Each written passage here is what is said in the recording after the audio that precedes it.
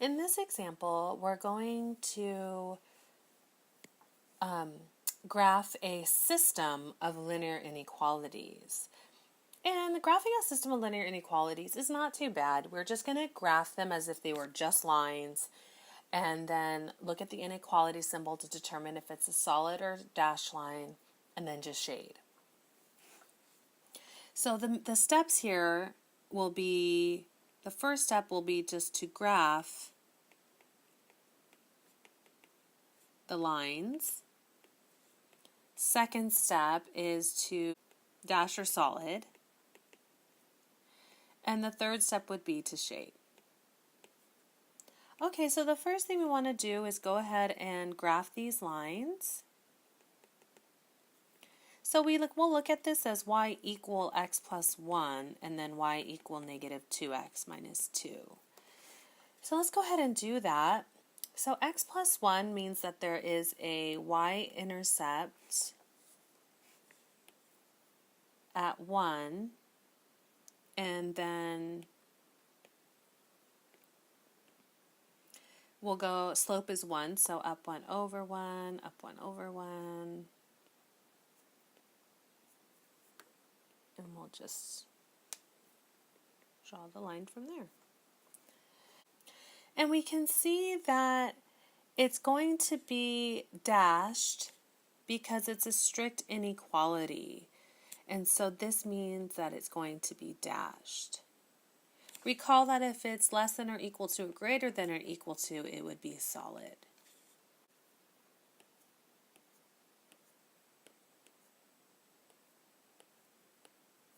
Okay.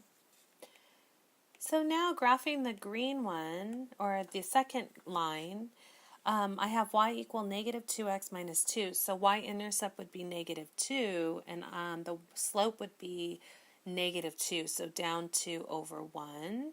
And I can always work my way backwards, so up 2 over 1, up 2 over 1, up 2 over 1, and then graph. So in this case, once again, it's going to be a greater than, which means it's dashed again. So let me go ahead and erase and make the line dashed. So we can see that they intersect here at negative 1, 0. That's the intersection. So what you'll do to shade is just shade according to each inequality, and then the overlap is the solution. So I usually just lightly shade. We could do the first one. So y less than x plus 1 means every y value should lie below x plus 1. So this means that if every y value should lie below it, then we should shade below. And we can always take a test value. For example, if we wanted to take a test value over here at, I don't know, let's say negative 1, 3, right? So let's just take negative 1, 3. If I put in negative 1 for x and 3 for y, then negative 1 plus 1 is 0. And is 3 less than 0? No way. So we know to shade on the opposite side. Let's try it for the green dash line. Now we're looking for all y values that lie above negative 2x minus 2. So that would be every y value that lies above it.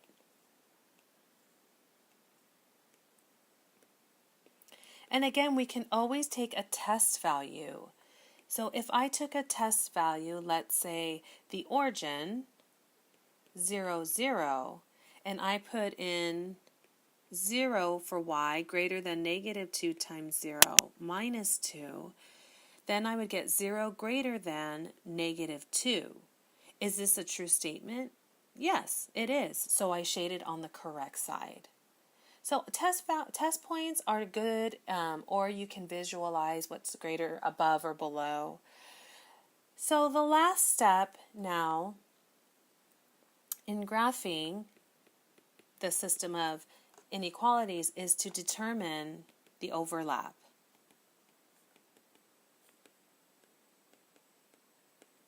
So let's go ahead and look at this overlap that we're going to have. I notice that there's some crossover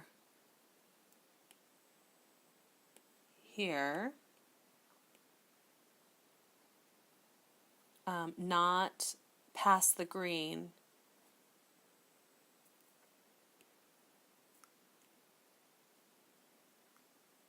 So it seems here that's the overlap. And therefore, this is the visual perspective of the solution to the system of linear inequalities. So to graph a system of linear inequalities, all you have to do is graph them as if they were lines, determine which ones are dashed or solid, shade above or below according to the inequality symbol, or take a test point, whichever, and then determine the overlap. The overlap is the solution.